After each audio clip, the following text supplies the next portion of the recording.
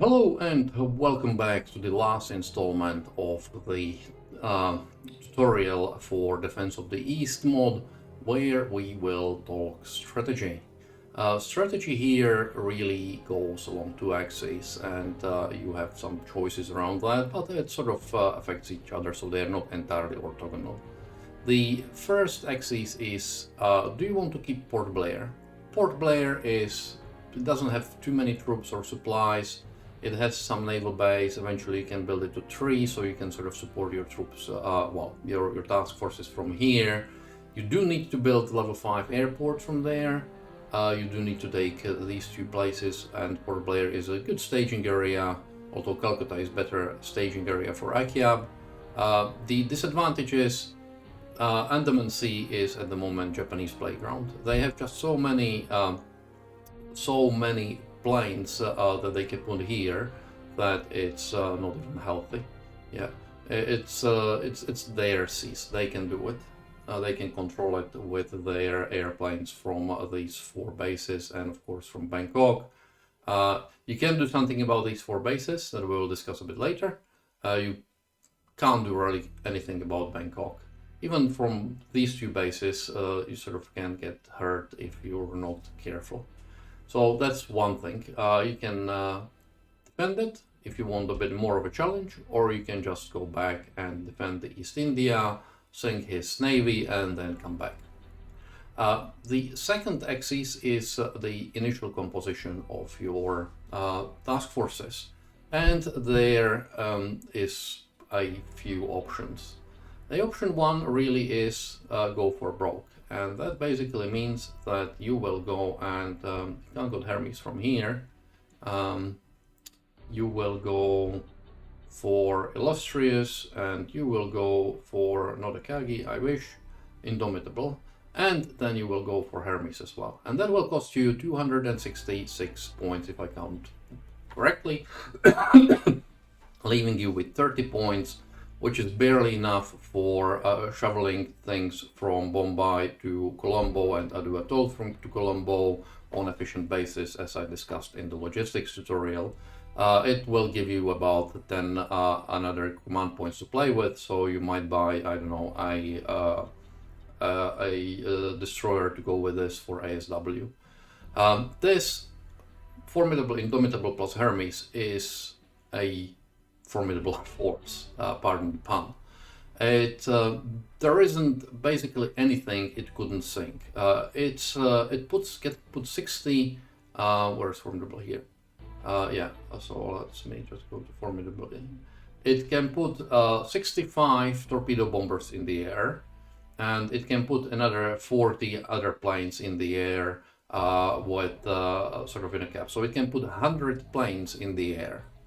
Yeah. You will get through enemy cap with this. You will score hits. You will sink things. There is nothing that the AI can do about this. It will be just overwhelming force, and the AI is not efficient enough to sort of be able to prioritize, for example. And even if it was able to prioritize, you're putting 60 torpedo bombers in there, and they can put, if they put two carriers together, they will put 40 at most zeros together, and it takes them some time to get there, it takes them some time to come in. You will score hits. Yeah, and when you score hits, that means that the enemy carrier will go into the dock, and that means he has less plane, and that means you have freer hand, because all it costs you, even if you get to replenish all 3 of them, is 150 supplies, 15 engineering, and 30 fuel. Nothing. That's less than what you get in Colombo on a weekly basis. So this is literally formidable force. Your biggest danger actually are any planes are a big danger, because obviously you wouldn't be able to do much if he came in. So that's the downside of it. It's a glass cannon. It will smash anything, but it doesn't take that much to be smashed itself. If you are unlucky, and you will get they will come in and attack you, yeah, at the best you will have to put them in the repairs, which can easily take a month, and that means that basically you will find yourself with no navy for a month. You lost the game, almost assuredly. Yeah, it's well, you can save the game in that case probably, but with a bit of a very skillful sort of play. But it's very, very hard. So if you do want to win the game and you don't mind a bit of a reloading or restarting, this is the way to go. Just buy these three, find the enemy, sing the enemy. Yeah, drop Port Blair. In this case, there is no point putting your forces here and expose them to all of those land-based planes. Just keep them here on the east coast of India, because they like to bombard, especially here and over here. So keep them here, have your land-based planes find the enemy, go and attack. Your planes get destroyed, who cares? Just replace them. Yeah, the important things are the flat tops. They have to stay alive. The AI cannot handle carriers well, so it's basically a game breaker here, I would say.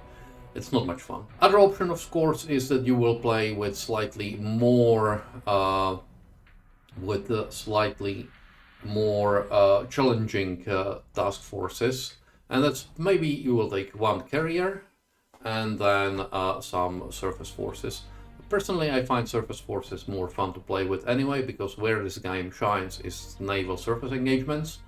So I, as I did in the campaign, I just took Indomitable because that's good enough. To have one, it's still a big investment. It's more than 100 points. Yeah. So you have to be careful with it, but it makes for a more challenging, more fun game.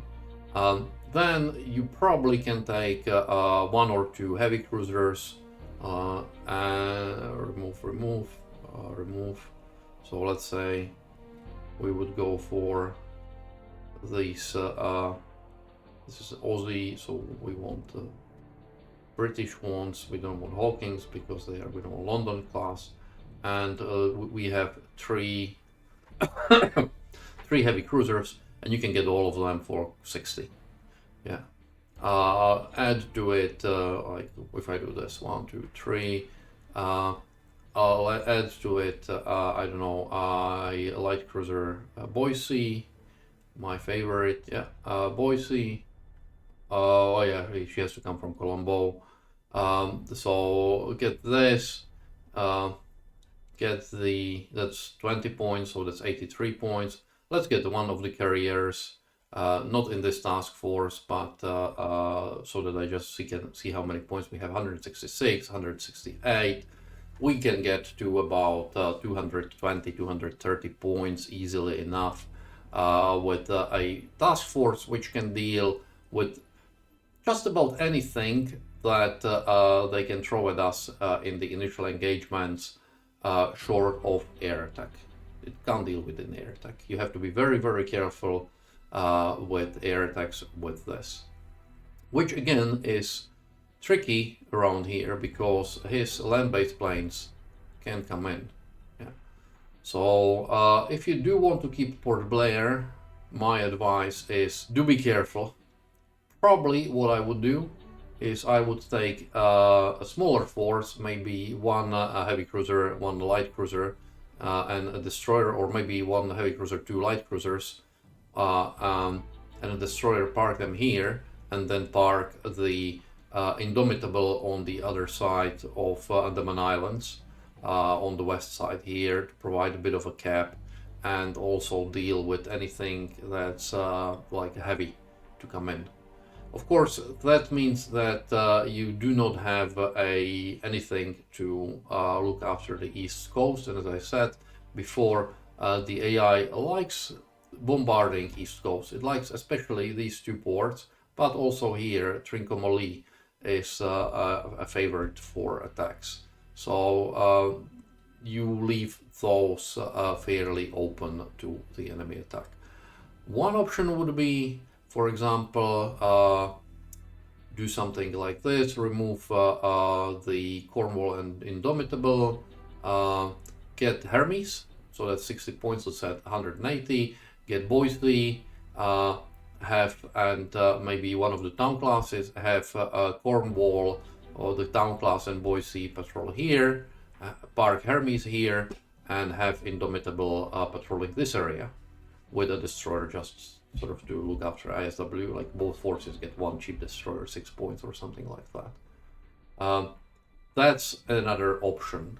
And I would say that a game like that is probably going to be more fun. It's going to be way more challenging, but it's going to be more fun. In my experience, AI likes to put his carriers either in the Bay of Bengal or here in the Strait of Malaya. It's not very keen on keeping them in Andaman Sea as long as you keep Port Blair, even if it doesn't have a base. It sort of makes sense because when you can start building the base, the carrier there is going to be a bit exposed, even though it has the carrier group. So one advice I would give, if you do want to keep Port Blair, get this here so you build at least level 1 air. That also helps in defense against any invasion, because one level of any base adds 25% efficiency. So right now this is like a 1.5%, sorry, 150% efficiency. So instead of having 500 troops, this actually counts because you have 500 supplies. So this actually counts like 2 and I don't know whether it's multiplicative or, but at least it counts like supplies are 4 times efficiency, so that's 2000, and let's say this is 50%, so it's at least 2250 efficiency. Shoveling some more supplies and some more troops here is actually not a bad idea. You can use get just one RCA Cameron and do 2 trips, one for the well, get 2 so you can get the supplies and engineering there, and then release them, and so that they don't hold your valuable command points that can be better spent on something else. Then once you build a airbase here, you can use the planes there. They're fighter planes, so you can use them for scouting, so you have some reasonable idea of what's coming in. In fact, when you build a level 1 base here, the detection area also goes out, so that's also a good thing. We can see it here, where Rangoon is a level 1 naval base, which is the inner circle, and level 3 air base, which is the outer circle.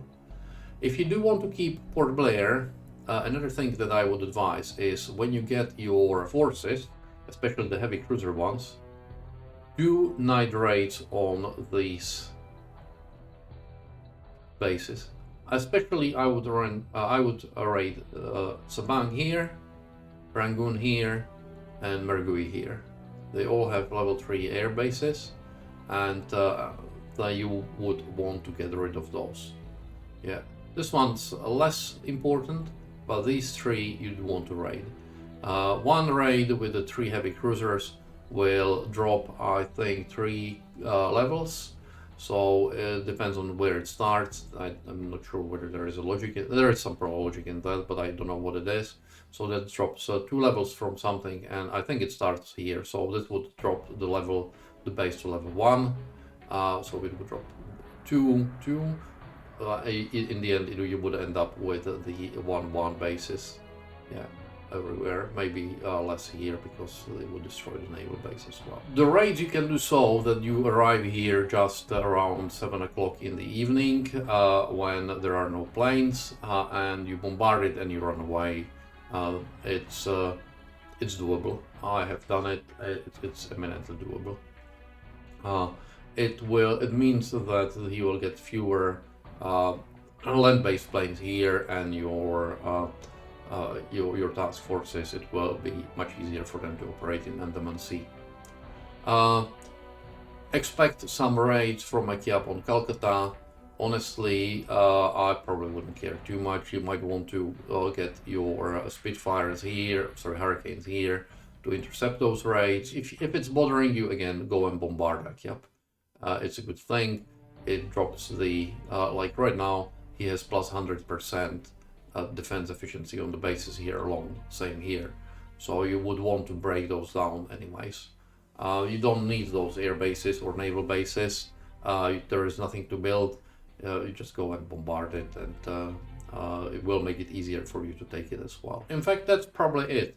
If you do want some spice to this, you might want to buy a submarine and park it somewhere here in the Straits of Malaya, because very often there are things coming in Straits of Malaya, like carrier vessels and so on. So it's not a bad hunting ground for a submarine. Just take into account that it takes a long time for a submarine to come here and a long time to come back to Colombo to rearm. It's not something that you would have done easily. Personally, what I would do to start with is really to decide, do I want to keep Port Blair or not? And based on that, do my force compositions. If I don't want to keep Port Blair, I might go, let's say, Hermes and Indomitable or something like that, so I have strong striking force, and then another force with heavy cruisers and light cruisers, so I can start, say, from up here north, going and bombarding things. Like, this is actually a pretty nice way. Like, you can bombard here, come back, bombard here, come back, bombard Rangoon, and so on and so forth. And sink some things in between if you sort of feel like it. In the meanwhile, your carrier task force patrols here, sort of northwest Bay of Bengal, because that's where the Japanese like to come in. Maybe actually, it's a tricky one. They can bombard any of these ports, so but you can really defend only two of them. You can either defend this or this. It's up to you. They will come in and bombard. Well, Trincomalee can, to an extent, take care of itself. You can launch all of these, and if you get the swordfishes in, you might be able to cause some damage to the incoming task force. Start with the logistics, the campaign. Decide whether you want Port Blair. Yeah, if you do want Port Blair, it's going to be slightly different. If you don't want Port Blair, go to Edu Atoll, and we want to go to Duchies. Let me go all. And we want to go transport Merchant M2. Sorry, Merchant M1. Get one from Edu Atoll. Get two of them. There are exactly 4, which is great. And get a oiler S1. This is your 10 points. Manage cargo. Yep. Yeah. And send them to 70 hours, 3 days. Yeah, just about. Then go to Bombay, and you actually can't buy these Dutch. The Dutch ships are available only in Edu Atoll or Ceylon. So we have to go to Colombo, which is a bit of a pity, really. And if you want to keep Port Blair, get Merchant M2. Get 2 of them, and get the large oiler. And it's 8 points more expensive, but at the same time, it's actually slightly faster. It's a bit faster. I would actually, at the same time, also get a orange. Is it orange?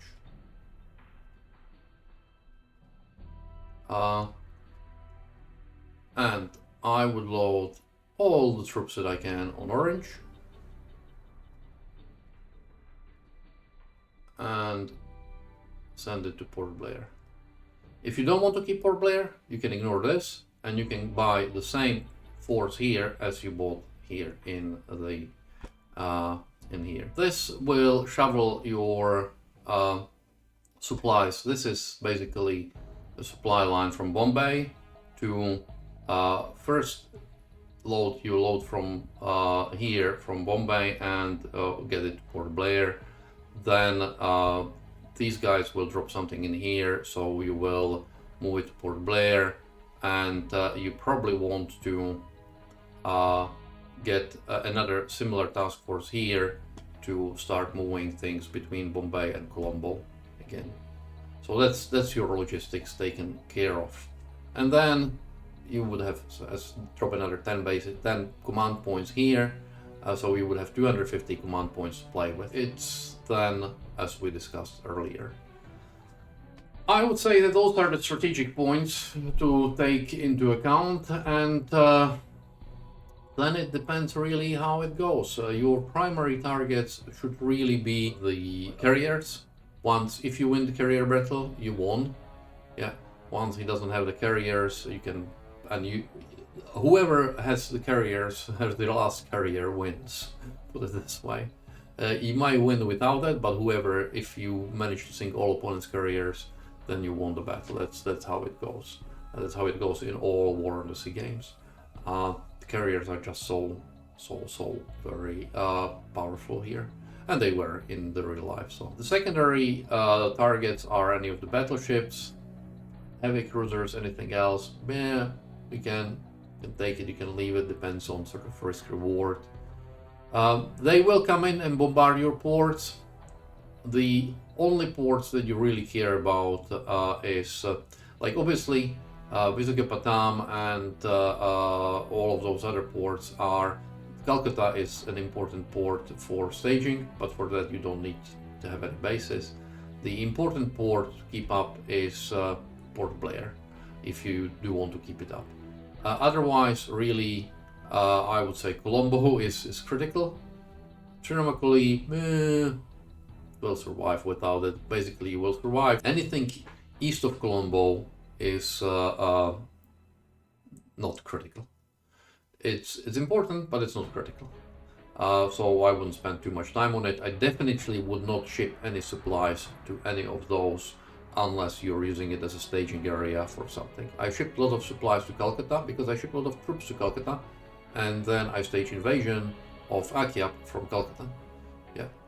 Otherwise, nah, don't need to. Like maybe if you really feel that you've lost all of your planes here and you want to replenish them, you might want to spend some time on this. But you're going to spend time, and either you will have to take ships from your logistics runs, or you will have to spend command points on buying these ships to sort of put things there.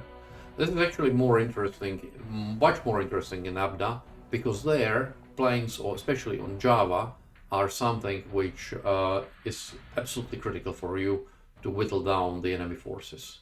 It's without those planes you just cannot do it, so you do have to keep those things supplied and keep the plane numbers up, and possibly even build more bases and everything, because that's absolutely critical there. But here the distances are just too long.